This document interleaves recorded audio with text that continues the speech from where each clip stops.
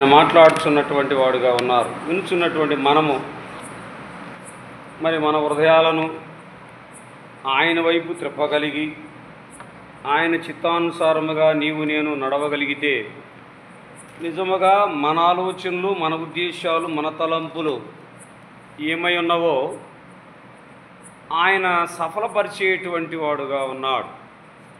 మనం ఈ రాత్రికాల సమయంలో దావీదులో క్రీస్తు ఛాయలు ఎలా ఉన్నవి, మనం కొన్ని మాటలను ఈ రాత్రికాల సమయంలో జ్ఞాపకం చేసుకొని ముందుకు సాగేటువంటి వారముగా ఉందాం. ప్రాముఖ్యమైనటువంటి అంశము దావీదులో క్రీస్తు ఛాయలు.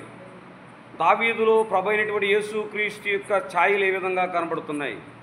నేటి దినాల్లో క్రైస్తవులు అని చెప్పుకుంటున్నటువంటి మనము, విశ్వాసులం అని చెప్పుకుంటున్న మనము, మన క్రియలలో ఆయన కనబడుతున్నాడా లోకంలో ఉన్నటువంటి వారికి? ఈ రాత్రికాల సమయంలో ఒక ప్రశ్నను మనం వేసుకుందాం.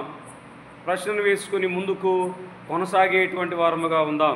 ఇక్కడ అంటున్నాడు కదా, సమూయేలు మొదటి గ్రంథము 18వ అధ్యాయము 30వ వచనంలో రాయబడినటువంటి ఆ మాటను జ్ఞాపకం చేసుకుందాం. ఫిలిప్చి సర్దారులు యుద్ధమునకు బయలుదేరుచూ వచ్చిరి. వారు బయలుదేరినప్పుడల్లాను దావీదు బహు వివేకం గల ప్రవర్తించుచు రాగా సౌలు సేవకులందరికంటే అతని పేరు బహుగా ప్రసిద్ధికెక్కెను. ఇక్కడ ఫిలిప్పీ సర్దారులు యుద్ధమునకు వస్తున్నారు ఇశ్రాయేలు మీదకి. ఎప్పుడైతే వస్తున్నారో దావీదు పేరు వినబడుతుంది. దావీదు ఎవరు? అరణ్యములో గొర్రెలు కాసేటువంటి వాడుగా ఉన్నాడు. తన అన్నలేమో సైన్యంలో ఉన్నారు. తన తండ్రి యెషయా ఉన్నాడు. వారంతా సైన్యంలో పనిచేస్తున్నారు. కానీ ఆ ఫిలిప్సీలు సర్దారులను ఎదుర్కొనుటకు ఎవరు కూడా ముందుకు వెళ్ళడం లేదు. కారణం ఏమై ఉన్నది? వారు విలువిద్యలలో ఆరితేలినటువంటి వారు.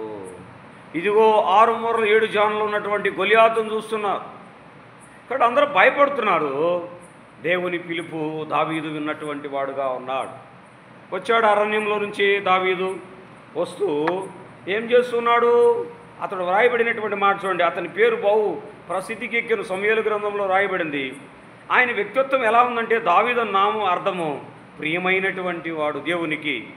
తన ప్రియకుమారుని గురించి పరలోకం నుండి తండ్రి ఇచ్చినటువంటి ఒక గొప్ప సాక్ష్యము దావీదు నుంచి. ఈరోజు నా సాక్ష్యం ఎలా ఉన్నది?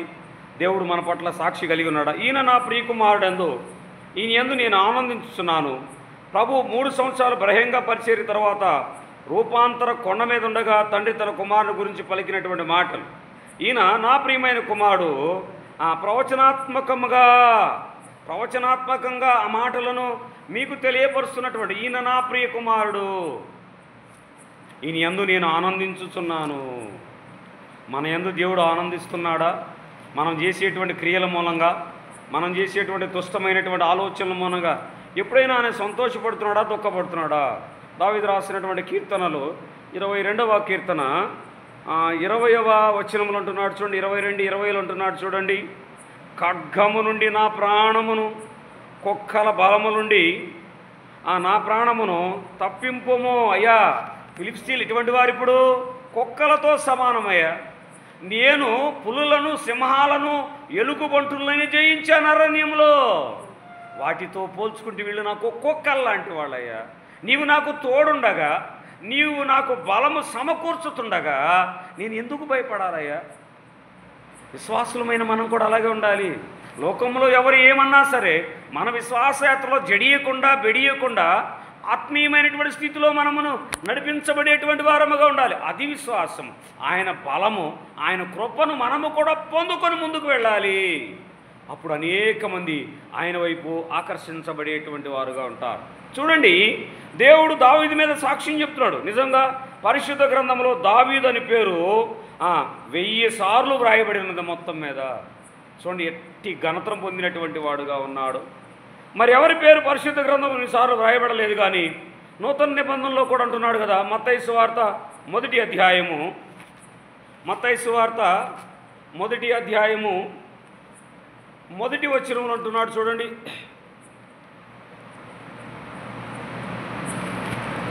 మత్తయి సువార్త 1వ అధ్యాయము మొదటి వచనం చూడు. అబ్రహాము కుమారుడు దావీదు యొక్క కుమారుడు అయిన యేసుక్రీస్తు వంశ. యేసుక్రీస్తు ఎట్లా వచ్చాడు? ఇప్పుడు దావీదులో నుంచే వచ్చాడు. అందుకే అబ్రహాము కుమారుడు దావీదు యొక్క కుమారుడు అయినటువంటి యేసుక్రీస్తు వంశావళి అంటే పరిశుద్ధ గ్రంథములు ఇన్నిసార్లు వ్రాయబడినటువంటిదిగా ఉన్నది. అంత మాత్రమే కాకుండా ప్రకటన గ్రంథంలో కూడా చూస్తున్నాం. ఆ పేరును చూడండి మనం. దావీదు ప్రకటన గ్రంథము 22వ అధ్యాయం, ప్రకటన గ్రంథము 22వ అధ్యాయము వచనము 16వ వచనములు అంటున్నాడు చూడండి. వచనము 16 అంటున్నాడు చూడండి. సంఘముల కోసరము ఈ సంగతులను గురించి మీకు సాక్ష్యమిచ్చుట యేసును నేను నా సాక్ష్యమిచ్చుటకు యేసు అను నేను నా దూతను పంపి ఉన్నాను. నేను దావీదు వేరు సిగురు సంతానము ప్రకాశమానమైనటువంటి వేగువ సుఖనై ఉన్నాను. స్పష్టంగా చెప్తున్నాడు. నేను ఎవరి నుంచి వచ్చాను? ఇప్పుడు దావీదులో నుంచే నేను వచ్చాను. దావీదు అని వేరు చిగురు సంతానం అని ప్రభువు ఆ మాటలు పలుకుతున్నాడు. నా నుంచి అట్టి అనుభవాలను నేను చూడగలుగుతున్నామా సహోదరి సహోదరులారా? దావీదు యొక్క ఖ్యాతి ఎలా ఉన్నదో మనము స్పష్టంగా చూస్తున్నాం. యేసు నామము గురించి వ్రాయబడినటువంటి కొన్ని లేఖనములను మనము ఈ రాత్రికాల సమయంలో పరిశీలిద్దాం. యెషయా గ్రంథము 9వ అధ్యాయము, యెషయా గ్రంథము 9వ అధ్యాయము, యెషయా గ్రంథము 9వ అధ్యాయము వచనము 6వ వచనములు అంటున్నాడు చూడండి. యెషయా గ్రంథము 9వ అధ్యాయము వచనం 6 అంటున్నాడు చూడండి. ఎలయనగా మనకు శిశువు పుట్టెను, మనకు కుమారుడు అనుగ్రహించబడెను, ఆయన భూమి మీద భుజము మీద రాజ్యభారముండును. అంటే ఈ లోకంలో ఉన్నటువంటి సమస్తమైనటువంటి వారిని ఆయన భుజం మీద కలువరి శిలువలో మోసినటువంటి వాడుగా ఉన్నాడు. అందుకుంటున్నాడు కదా, ఆయన భుజము మీద రాజ్యభారముండును. ఆశ్చర్యకరుడు, ఆలోచనకర్త, బలవంతుడైన దేవుడు, నిత్యుడకు తండ్రి, సమాధానకర్తయ్యకు అధిపతి అని అతనికి పేరు పెట్టబడును. మన పాప భారములు మొత్తము కూడా ఆయన తన భుజము మీద మోపుకున్నటువంటి ఆయన ఆశ్చర్యకరుడు, ఆలోచనకర్త, సమాధాన తండ్రిగా ఆయన పేరు కీర్తించబడినటువంటిదిగా మనం చూస్తున్నాం. రెండవదిగా యేసు నామమును చూడగలిగితే పరమగీతముల గ్రంథము మొదటి అధ్యాయం, పరమగీతముల గ్రంథము మొదటి అధ్యాయము వచనము 3వ వచనములు అంటున్నాడు చూడండి. పరమగీతముల గ్రంథము మొదటి అధ్యాయము వచనము 3వ వచనము. నీవు పూసుకొను పరిమళ తైలము సువాసన గలది, నీ పేరు పోయబడిన పరిమళ తైలము తో సమానము, కన్యకలు నిన్ను ప్రేమింతురు. నిన్ను ఎంతగానో ఇష్టపడతారయ్యా. నీవు ధవలవర్ణుడవు, రత్నవర్ణుడవు, 10,000లో సుందరుడవు, నా ప్రియుడవు నువ్వు. కాబట్టి నిన్నందరూ ఇష్టపడేటువంటి వారుగా ఉన్నారు. నీవందరిని ఇష్టపడుతున్నావు కాబట్టి నిన్ను ప్రతివారు ఇష్టపడుతున్నారు. పరిమళ తైలముతో సమానముగా నిన్ను పోల్చినటువంటి వారుగా ఉన్నారు. మూడవ చూడగలిగితే హెబ్రీలకు రాసినటువంటి పత్రిక, అపోస్తులైనటువంటి పౌలు హెబ్రీలకు రాసినటువంటి పత్రిక మొదటి అధ్యాయము వచనము 4వ వచనములు అంటున్నాడు చూడండి. అక్కడ 3-4 వచనాలు కలిసే ఉన్నాయి. దేవదూతల కంటే శ్రేష్టమైనటువంటి నామము మన ప్రభు అయినటువంటి యేసుక్రీస్తు నామము. చూడండి, అట్టి అమూల్యమైన పవిత్రమైనటువంటి నామమును దావీదులో సూచనప్రాయంగా ఛాయగా కనబడుతున్నాయి. దావీదులో కూడా చూడండి, ఎట్టి ఆధిక్యతను దావీదు కలిగినాడు. ఆయన దేవుని మహిమ యొక్క తేజస్సును, ఆయన తత్వము యొక్క మూర్తిమత్వము నయుండి తన మహత్కల మాటల చేత సమస్తమును నిర్వహించుచు పాపముల విషయములో శుద్ధీకరణగా తానే చేసి దేవదూతల కంటే ఎంతో శ్రేష్టమైన నామము పొందును. వారి కంటే అంత శ్రేష్ఠుడై ఉన్నత లోకమందు మహామహుడగు దేవుని కుడిపార్శ్వమున కూర్చున్నటువంటి వాడుగా ఉన్నాడు. ఆయన మహిమకో అంతులేనటువంటిది. ఆయన మహిమ కలిగినటువంటి దేవుడు. ఆయన నామమును మహిమమ్మగా పెట్టబడినటువంటి నామముగా మనం చూస్తున్నాం. మరి నీ పేరు నా పేరు ఎలా ఉన్నది? నీ పేరు నా పేరులో ఆయనను మనము చూడగలుగుతున్నామా? ఆయన వలె మనం జీవించగలుగుతున్నామా? ప్రకటన గ్రంథము 2వ అధ్యాయము, క్షమించండి, ఫిలిప్పీలకు రాసినటువంటి పత్రిక 2వ అధ్యాయం. అపోస్తలుడైనటువంటి పౌలు ఫిలిప్పీలకు రాసినటువంటి పత్రిక 2వ అధ్యాయము వచనము 9వ వచనం, 2:9 అంటున్నాడు చూడండి. అందుచేత పరలోకమందున్న వారిలో కానీ, భూమి మీద ఉన్న వారిలో కానీ, భూమి క్రింద ఉన్న వారిలో కానీ ప్రతి వాని మోకాలు యేసు నామమున వంగునట్లు, ప్రతి వాని నాలుక తండ్రి అయిన దేవుని మహిమార్థమైన యేసుక్రీస్తు ప్రభువును ఒప్పుకున్నట్లు దేవుడు ఆయనను అధికముగా హెచ్చించి ప్రతి నామమునకు పైనామము ఆయనకు అనుగ్రహించెను. చూడండి, ఆయన నామము ఖ్యాతి కలిగినటువంటి నామం, ఆయన నామము కీర్తించబడేటువంటి నామం, కొనియాడబడేటువంటి నామం. అట్టి నామములో దావీదు అనుసంధానము కలిగినటువంటి వాడుగా ఉన్నాడు. అదే ప్రకటన గ్రంథంలో అంటున్నాడు చూడండి. ప్రకటన గ్రంథము 3వ అధ్యాయము 12వ వచనంలో అంటున్నాడు చూడండి. ప్రకటన గ్రంథము 3వ అధ్యాయము 12వ వచనంలో వ్రాయబడిన మాట చూడండి. జయించువానిని నా దేవుని ఆలయములో ఒక స్తంభముగా చేసేదను. ఈ లోకంలో ఉన్నటువంటి ఆశలు, ఈ లోకంలో ఉన్నటువంటి వాటిని జయించగలిగితే సంఘములో ఒక మూల స్తంభంగా నేను నిలబడతాను. వానిని తన ద్వారా నేను మహిమపరిచే రీతిగా అతను నేను శుద్ధీకరించేటువంటి వాడుగా ఉంటాను. అందులో నుండి వాడు ఇక మీదట ఎన్నటికీ వెలుపలికి పోడు. మరియు నా దేవుని పేరు పరలోకములో నా దేవుని యొద్ద నుండి దిగి వచ్చుచున్న నూతనమైన యెరూషలేము, నా దేవుని పట్టణము పేరును, నా క్రొత్త పేరును వాని మీద వ్రాసేదను. వానికి క్రొత్త పేరు నేను అమరుస్తాను. వాడు ఎన్నడూ లోకంలోనికి పోడు. నన్ను నమ్మినటువంటి వాడు, యథార్థముగా నన్ను అంగీకరించినటువంటి వాడు. అదే ప్రకటన గ్రంథము 22వ అధ్యాయము వచనము 4వ వచనములు అంటున్నాడు చూడండి. ప్రకటన గ్రంథము 22వ అధ్యాయము 4వ వచనములు అంటున్నాడు చూడండి. ప్రకటన గ్రంథము 22వ అధ్యాయము 4వ వచనంలో కూడా ఆయన దాసులు ఆయనను సేవించుచు ఆయన ముఖదర్శనము చేయుచుందురు. నిజముగా ఆయన ఎరిగినటువంటి మనము నిత్యము ఆయన ముఖదర్శనము చేసుకోవాలి. ఎప్పుడు ఆయన ముఖదర్శనము కాంతిస్తుంది మనకి? ఎప్పుడు కాంతిస్తే అంటే ఆయన యందు మనం వినయం కలిగినటువంటి వారముగా ఉండాలి. ఆయనతో సహానుభావం కలిగినటువంటి వారముగాను, ఆయనతో మమేకమై మనము తిరిగేటువంటి వారముగా ఉండాలి. దావీదులో యేసుక్రీస్తు నామము కనపడుతున్నది. మరి నీ నాలో ఎలా ఉన్నది? ఆయన నామము నొసళ్ళ యందున్నన్నును రాయాలి. మన నొసళ్ళ మీద ఆయన నామమును మనము ప్రచురము చేసుకునేటువంటి వారముగా ఉండాలి. అంతేకాకుండా నేను ప్రేమించే పేరు గురించి వినాలని, ఆయన నామం యొక్క విలువను గురించి ప్రకటించాలని నేను ఇష్టపడుతున్నాను. నా వినికిడిలో ఆ నామము సంగీతము లాంటిది, భూలోకమంతటిలో మధురమైన నామం ఇది అని కొంతమంది దైవ సేవకులు ఆ మాటలు తెలియపరుస్తున్నటువంటి వారుగా ఉన్నారు. రెండవ లక్షణం చూద్దాం, దావీదులో ఏం కనబడుతుందో. మొదటిగా దావీదులో ఏ లక్షణం కనబడింది? మొదటిగా మనకి దావీదులో మొదటిగా ఏం కనబడింది? ఆయన వ్యక్తిత్వం కనబడింది. రెండవదిగా దావీదు వివేకం కలిగినటువంటి వాడుగా ఉన్నాడు. మన ప్రభు అయినటువంటి యేసుక్రీస్తు కూడా జ్ఞానము కలిగినటువంటి వాడుగా ఉన్నాడు. అంటే దావీదు స్వబుద్ధి కలిగి ప్రవర్తించాడు. సమూయేలు మొదటి గ్రంథము 18వ అధ్యాయము, సమూయేలు మొదటి గ్రంథము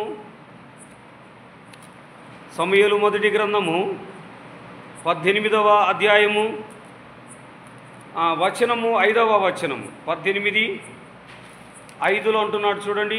వచనము 18:5 దావీదు సౌలు తనను పంపిన చోట్లకెళ్ళను పోయి సుబుద్ధి కలిగి పని చేసుకొని వచ్చెను గనుక సౌలు యోధుల మీద అతన్ని నియమించెను. జనులందరి దృష్టికి, సౌలు సేవకుల దృష్టికి దావీదు అనుకూలుడై ఉండెను. ఏ పని చెబితే ఆ పని నెరవేరుస్తూ వస్తున్నాడు. దేవుని నామములో. కాబట్టి జనుల్లో మంచి పేరు వచ్చింది, సౌలు దగ్గర మంచి పేరు వచ్చింది. తర్వాత సౌలు ఏమైపోయాడు? వ్యసనాక్రాంతుడైనటువంటి వాడుగా ఉన్నాడు. ఎందుకు? అక్కడ ఉన్నటువంటి వారు, చేరి వచ్చినటువంటి వారు ఏమన్నారంటే, సౌలుకు 1000 కొలది, దావీదుకు 10,000 కొలది స్తోత్రములు అన్నప్పుడు సౌలులో అసూయ కలిగినది, స్వబుద్ధి కలిగినటువంటి వాడు. నిజముగా నీ తండ్రి ఎళ్ళ నీవు స్వబుద్ధి కలిగి ఉంటే, నీ తండ్రి ఆజ్ఞలు కట్టడలను ఆయన మాటలను ఖచ్చితంగా నీవు నేను మనమందరము నెరవేర్చేటువంటి వారముగా ఉన్నాం, ఆచరించేటువంటి వారముగా ఉన్నాం. ఆయన దగ్గర నుంచి కృప దీవెనలను మనము పొందుకునేటువంటి వారముగా ఉన్నాం. 14వ వచనంలో కూడా అంటున్నాడు చూడండి మాట, మరియు దావీదు సమస్త విషయంలో సుబుద్ధి కలిగి ప్రవర్తింపగా యెహోవా అతనికి తోడుగా ఉన్నాడు. కాబట్టి ఫిలిష్తీ సర్దారుల మొత్తాన్ని ఓడించినటువంటి వాడుగా ఉన్నాడు. నిజముగా ఆయన తోడు, ఆయన నీడ, ఆయన కృప లేకుండా నీవు నేను ఈ లోకములో ఏమి చేయాలనుకున్నా వ్యర్థమే వ్యర్థమే వ్యర్థమే. దావీదుకు దేవుడు యెహోవా తోడుగా ఉన్నాడు. నీకు నాకు తోడుగా లేకపోవడానికి కారణం ఏమై ఉన్నదో ఈ రాత్రికాల సమయంలో ఒక్కసారి జ్ఞాపకం చేసుకుందాం. రెండవ మాట, మిగులు స్వబుద్ధి గలవాడై ప్రవర్తించాడు. అత్యాసక్తితో దేవుని యందు ప్రేమను కనబర్చినటువంటి వాడుగా ఉన్నాడు దావీదు.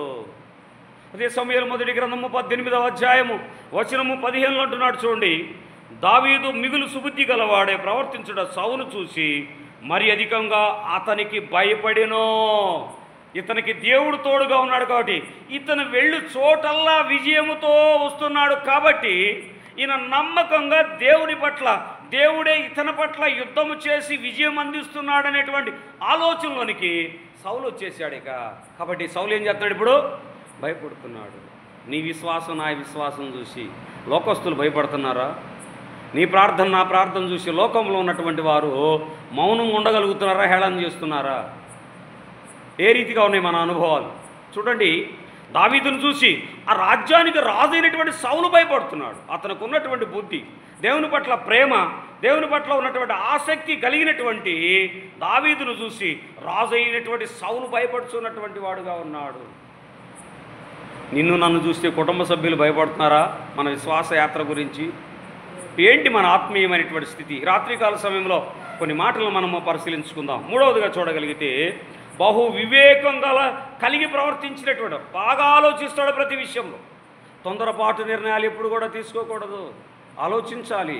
ప్రభు పాదాల చెంత కృమ్మరించాలి, ప్రభువుని అడగాలి, అడిగి పొందుకోవాలి. అది వివేకము కలిగినటువంటి వాని యొక్క పని. ఎందరో ఆటంకపరిచినా, ఎందరో అవమానపరిచినా ఆయన నిర్ణయించింది ఖచ్చితంగా జరిగిస్తాడని ఆత్మీయమైనటువంటి విశ్వాసంలో నీవు నేను నడిపించగలగాలి. అదే సమూయేలు మొదటి గ్రంథము 18వ అధ్యాయము వచనము 30వ వచనములు అంటున్నాడు చూడండి, ఫిలిష్తీ సర్దారు యుద్ధమునకు బయలుదేరుచూ వచ్చిరి. వారు బయలుదేరినప్పుడల్లా దావీదు బహు వివేకము కలిగి ప్రవర్తించుతూ రాగా సౌకులు సేవకులందరికంటే అతన్ని పేరు బహుగా ప్రసిద్ధికెక్కింది. వివేకము కలిగినటువంటి వారముగా ఉండాలి. వివేకము కలిగి ఎప్పుడైతే నీవు నేను జీవించగలమో అప్పుడే ప్రభు కృప మనకు తోడుగా ఉంటుంది. చూద్దాం, మనం 4వ చూడగలిగితే యెషయా గ్రంథము 52వ అధ్యాయము, యెషయా గ్రంథము 52వ అధ్యాయము వచనము 13వ వచనంలో చూడండి ఒక మాటను. యెషయా గ్రంథము 52వ అధ్యాయము వచనము 13వ వచనములు అంటున్నాడు చూడండి ఒక మాటను.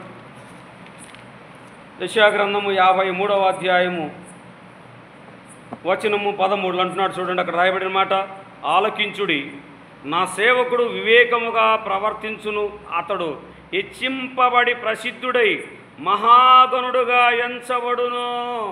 నా యందు నమ్మిక ఉంచినటువంటి వారిని నేను హెచ్చిస్తాను, మహాగణులుగా చేసేటువంటి వాడుగా ఉన్నాను.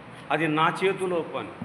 నేను చూపించేటువంటి కృప, నా పట్ల జరిగిస్తున్నటువంటి విశ్వాసం, నా పట్ల జరిగిస్తున్నటువంటి తన కృపను నేను ఘనపరిచేటువంటి వాడుగా ఉన్నాను. తన కృపను నిత్యము ఘనపరచగలిగితే అందుకంటున్నాడు కదా, బాలుడైనటువంటి లోక జ్ఞానముతో నిండినటువంటి వాడుగా ఉన్నాను. చూద్దాం, మనం ఆ మాటను కూడా చూసి ముందుకు సాగుదాం. లూకాసు వార్త 2వ అధ్యాయము లూకాసు వార్త 2వ అధ్యాయము వచనము 52వ వచనం. లూకాసు వార్త 2వ అధ్యాయము వచనము 52 చూద్దామంటున్నాడు. యేసు జ్ఞానమునందు వయస్సునందును దేవుని దయందును మనుషుల దయందును వర్ధిల్లుచుండెను. మరి బాల్యములో యవన ప్రాయములో ఆయన అనేక రకాల శ్రమలను అనుభవించాడు. మనుషుల యందు దేవుని యందు వర్ధిల్లినటువంటి అనుభవం దావీదులో మనం చూస్తున్నాం. మరి మన వర్ధిల్లు ఎలా ఉన్నది? ఏ రీతిగా మనము వర్ధిల్లుచున్నటువంటి వారముగా ఉన్నాం? జ్ఞాపకం చేసుకుందాం. మాటను జ్ఞాపకం చేసుకుంటే యేసు ప్రభు ఎప్పుడు మాట్లాడవలను, ఎప్పుడు మౌనంగా ఉండవలను బాగుగా ఎరిగి ఉన్నాడు. తొందరపాటు నిర్ణయాలు, ఎప్పుడు మాట్లాడాలి, ఎప్పుడు మాట్లాడకూడదు, దేవుని చిత్తానుసారంగా దేవుని అడిగి మాట్లాడాలి. వాస్తవంగా నేను ఈ దినంలో మాట్లాడాలనుకున్నటువంటి మాట వేరు. సమూయేలు ఎందుకు న్యాయాధిపతిగా ఉన్నాడు, మంచి న్యాయాధిపతికి ఎందుకున్నాడని నేను ఇంటికాడ మాట్లాడుకోవాలని ఆలోచన కలిగి వచ్చాను. ఇక్కడికి వచ్చినాక దేవుని ఇచ్చినటువంటి తలంపులో ఆ మాట మారిపోయింది. మాట్లాడాల్సినటువంటి మాట కాకుండా దేవునిలో యేసుక్రీస్తులో దావీదుని ఎలా ఉంటాడో అనేటువంటి మాట జ్ఞాపకం వచ్చింది. ఆ మాట గురించి మాట్లాడుతున్నాను. అది ప్రభు చిత్తము. ఏ సమయంలో ఏ మాటలు మాట్లాడించాలో అది ఆయన చిత్తమైనది, అది మన చిత్తము కాదు. మన చిత్తానుసారముగా మనం ఎప్పుడు కూడా మాట్లాడేటువంటి వారముగా ఉండకూడదు. దేవుని చిత్తముని ఎరిగినటువంటి వారముగా ఉండాలి. యోహాను సువార్త 7వ అధ్యాయం. యోహాను సువార్త 7వ అధ్యాయము వచనము 3వ వచనం. ఆయన సహోదరులు ఆయనను చూసి, నీవు చేయుచున్న క్రియలు నీ శిష్యులు చూచినట్లు ఈ స్థలమును విడిచి యూదయకు వెళ్ళుము. 4వ వచనం కూడా, బహిరంగముగా అంగీకరింపబడి గోరువాడెవడను తన పని రహస్యమని జరిగింపడు. నీవు ఈ కార్యములు చేయుచున్న ఎడల నిన్ను నీవే లోకమున కనబరుచుకునుదామని చెప్పినటువంటి వారు. అంటే ఏంటి? అయ్యా, నీవు మహత్కార్యములు సూచక్రియలు జరిగిస్తున్నావు కదా, నీ శిష్యులు కూడా వాటిని చూస్తున్నారు కదా, వారు ఎందుకు చేయలేకపోతున్నారు? ఆత్మీయమైనటువంటి స్థితిలో లేకపోవడము. ఆత్మీయమైనటువంటి స్థితిలో నడిపించబడకపోతే జరిగేటువంటి పరిస్థితులు అవే. 10వ వచనంలో అంటున్నాడు, అయితే ఆయన సహోదరులు పండుగకు వెళ్ళిపోయిన తరువాత ఆయన కూడా బహిరంగంగా వెళ్ళక రహస్యముగా వెళ్ళాను. దుష్టులకు దూరముగా ఉండాలి. దుష్టుల సాంగత్యము మనము చేసేటువంటి వారముగా ఉండకూడదు. దుష్టులు ఇక వారు అనేక రకాలుగా సులువుగా చిచ్చులు పెట్టుటకు రకరకాల ప్రయత్నాలు కొనసాగించేటువంటి వారుగా ఉంటారు. వారి నుంచి మనం దూరంగా వెళ్ళాలి అంత అంటున్నాడు. చూడండి, మత్తయి సువార్త 13వ అధ్యాయము. మత్తయి సువార్త 13వ అధ్యాయము వచనము 54వ వచనం అంటున్నాడు. చూడండి, అందువలన వారు ఆశ్చర్యపడి ఈ జ్ఞానమును ఈ అద్భుతములను ఇతనికి ఎక్కడి నుంచి వచ్చివి? చూడండి, వారిలో వారు అనుకుంటున్నారు, ఇంత అద్భుతమైనటువంటి క్రియలు చేస్తున్నాడు కదా, ఇతనికి ఎలా వచ్చింది ఇంత జ్ఞానము, ఇంత తెలివి, ఇంత అద్భుతమైనటువంటి కార్యములు ఏ విధంగా చేయగలుగుతున్నాడు? తండ్రి ద్వారా పొందుకుంటున్నాడు. కుమారుడైనటువంటి యేసుక్రీస్తు ద్వారా నీవు నేను వాటిని పొందుకున్నటకు ఇష్టపడుతున్నామా? పొందుకోటకు సంసిద్ధతను కనబరుస్తున్నటువంటి వారముగా ఉన్నామా? సహోదరి సహోదరులారా, ఈ రాత్రికాల సమయంలో దేవుని పరిశుద్ధ లేఖన గ్రంథంలో ఉన్నటువంటి శ్రేష్టమైనటువంటి మాటలు వింటున్నామే, కానీ నా హృదయం ఎలా ఉన్నది? యెషయా గ్రంథము 11వ అధ్యాయము వచనము 2లో కూడా అంటున్నాడు. చూడండి, ఆయన ఎలా పొందుకుంటున్నాడు వాటిని. యెహోవా ఆత్మ జ్ఞాన వివేకములకు ఆధారముకు ఆత్మ, ఆలోచన బలములకు ఆధారముకు ఆత్మ, తెలివిని యెహోవా ఎడల భయభక్తులు పుట్టించు ఆత్మ అతని మీదికి వచ్చును. యేసుక్రీస్తు ఎలా పొందుకుంటున్నాడంటే యెహోవా కృప వలన ఆయన సూచిక క్రియలు మహత్కార్యములు జరిగించుతున్నటువంటి వాడుగా ఉన్నాడు. అంత మాత్రమే కాకుండా అంటున్నాడు కదా, కొలసీలకు రాసినటువంటి పత్రికలో ఒక మాటను జ్ఞాపకం చేసుకుందాం. అపోస్తలుడైనటువంటి పౌలు కొలసీలకు రాసినటువంటి పత్రికలో ఒక మాటను జ్ఞాపకం చేసుకుంటాం. 2వ అధ్యాయం. అపోస్తలుడైనటువంటి పౌలు కొలసీలకు రాసినటువంటి పత్రిక 2వ అధ్యాయము ఆ వచనము 3వ వచనములు అంటున్నాడు చూడండి, బుద్ధి వినయము గల సర్వసంపదలు ఆయనందే గుప్తములై ఉన్నవి. బుద్ధి విజ్ఞానములు సర్వసంపదలు అన్నీ కూడా ఆయన యందే గుప్తములై ఉన్నవి అని ఎరగాలి. ఎప్పుడైతే నీవు నేను ఎరుగుతామో ఆయన యందు భయభక్తులు కలిగి జీవించేటువంటి వారముగా ఉంటాం. 3వ మాట చూసుకొని మనము ముగించుకుందాం. అమూల్యమైనటువంటి వాడు ఆయన. పేతురు పత్రికలో అమూల్యమైనటువంటి 7 విషయాలు వ్రాయబడినవి. ఏం రాయబడినావు అక్కడ? అమూల్యమైనటువంటి విశ్వాసము, అమూల్యమైనటువంటి రక్తము, అమూల్యమైనటువంటి వాగ్దానము, అమూల్యమైనటువంటి క్రీస్తుని 3 సార్లు తేట తెల్లంగా వ్రాయబడినటువంటి మాటలు చూస్తున్నాం. పేతురు భక్తకోటికి రాసినటువంటి మొదటి పత్రిక 2వ అధ్యాయం. పేతురు భక్తకోటికి రాసినటువంటి మొదటి పత్రిక 2వ అధ్యాయము వచనము 4వ వచనములు అంటున్నాడు చూడండి, మనుషుల చేత విసర్జించబడినను దేవుని దృష్టికి ఏర్పరచబడినదియు అమూల్యమైన జీవమునైన రాయగు ప్రభువునొద్దకు వచ్చిన వారై ఉండాలి. అమూల్యమైనటువంటి రాయి, నిలవబడినటువంటి వారముగా ఉండాలి. దేవుని దృష్టికి ఏర్పరచబడినటువంటి వారముగా ఉండాలి. రెండవదిగా చూడగలిగితే అదే 2వ అధ్యాయము 6వ వచనములు అంటున్నాడు, ఇదిగో నేను ముఖ్యమును ఏర్పరచబడినదియు అమూల్యమగు మూలరాయిని సియోనులో స్థాపించుచున్నాను. ఆయన యందు విశ్వాసం ఉంచేవాడు ఎంత మాత్రమును సిగ్గుపడడు. నిజముగా ఆయన యందు నమ్మిక ఉంచబడినటువంటి వాడు ఎంత మాత్రము సిగ్గుపడడు. ఏ విషయంలో కూడా సిగ్గుపడేటువంటి వాడుగా ఉండడు. 3వదిగా చూడగలుగుతుంటున్నాడు 7వ వచనం అంటున్నాడు చూడండి, విశ్వసించుతున్న మీకు ఈ ఘనత కలుగును.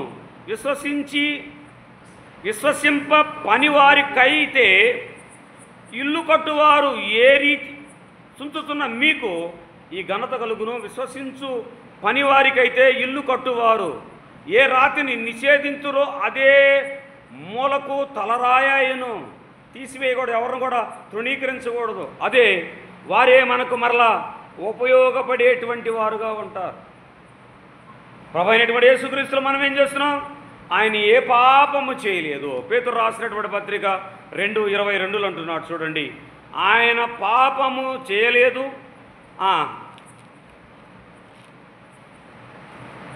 22 ఆయన పాపము చేయలేదు, ఆయన నోట ఏ కపటము లేదు, యథార్థముగా ఉన్నాడు, ఆయన పాపము ఎరగడు. కొరింథీయులకు రాసినటువంటి 2వ పత్రిక 5:21 అంటున్నాడు, ఆయన యందు పాపమేమీ లేదు. యోహాను సువార్త 3:5 అంటున్నాడు, ఏమి కనబడదు, ఆయనలో పాపం లేదు. ఆయన పరిశుద్ధుడైనటువంటి దేవుడు. కేవలము నిన్ను నన్ను రక్షించడానికి, నిన్ను నందు పరమందు చేర్చడానికి ఆయన నరవతారిగా ఈ లోకంలోనికి వచ్చాడు. ఎలా వచ్చాడు నరవతారిగా ఈ లోకంలోనికి? ప్రభు అయినటువంటి యేసుక్రీస్తు మనకు అనుగ్రహించబడినటువంటి ఉపకారం లెక్కింపజాలమా? ప్రభువునందు విశ్వాసం ఉంచిన వారికి మహిమతో కూడిన గొప్ప భవిష్యత్తు కలదని విశ్వసించున్నట్లు మీకు ఆయన అమూల్యమైనటువంటి వాడు, పరిశుద్ధమైనటువంటి వాడు, పవిత్రుడైనటువంటి వాడు. మన చుట్టూ ఉన్నటువంటి వాతావరణంలో గాలి లేనట్లయితే మనం జీవించగలమా? అలాంటి పరిస్థితి మరణంకు దారితీస్తుంది. కానీ గాలి మనకు ఎంత అవసరమో గాలి లేని ఎడల మనం జీవించలేము. మన ప్రభు అయినటువంటి యేసుక్రీస్తు మనకు అలాంటి విలువైనటువంటి వాడే. యేసు ప్రభు అనుగ్రహించు జీవం ప్రతివానికి అవసరమైనది. యేసు ప్రభువు లేని జీవితము, శిక్షావిధి, రక్షకుడైనటువంటి యేసుక్రీస్తు అమూల్యమైనటువంటి వాడని నీవు నేను గ్రహించగలగాలి. ఆయన వల్లనే మనకి ఇట్టి నిత్య జీవం అనుగ్రహించబడుతుంది. ఆయన ద్వారానే నీవు నేను రక్షించబడుతున్నాం. ఆయన కృపలోనే నీవు నేను నడిపించగలుగుతున్నాం, క్షేమకరంగా ఉండగలుగుతున్నాము. మరి నీ అనుభవం, నా అనుభవం ఎలా ఉన్నది? దేవుని కృప కొరకు నిత్యము నీవు నేను ఎదురు చూస్తున్నామా? అతి అమూల్యమైనటువంటి అనుభవంలోనికి నీవు నేను రాగలుగుతున్నామా? సహోదరి సహోదరులారా, ఈ రాత్రికాల దేవుని పరిశుద్ధ లేఖన గ్రంథము ఉన్నటువంటి సత్యాలను మనం జ్ఞాపకం చేసుకో. దావీదులో ప్రభు అయినటువంటి యేసుక్రీస్తు లక్షణాలు కనబడుతున్నవి. మరి నీ నాలో ఏ లక్షణాలు కనబడుతున్నవి? ఎట్టి మాదిరికరమైనటువంటి జీవితంలో నీవు నేను కలిసి జీవిస్తున్నాము. ఈ రాత్రికాల సమయంలో ఒక్కసారి పరిశీలించుకుందాం, పరీక్షించుకుందాం. మన జీవితాలు ఒకవేళ లోకానుసారమైనటువంటి జీవితాలు కలిగినటువంటి వారముగా ఉంటే మార్చుకుందాం. ప్రభు వైపు మనం ఎదురు చూసేటువంటి వారము, ప్రభు కృపను పొందేటువంటి వారముగా మనమందరం ఉండాలని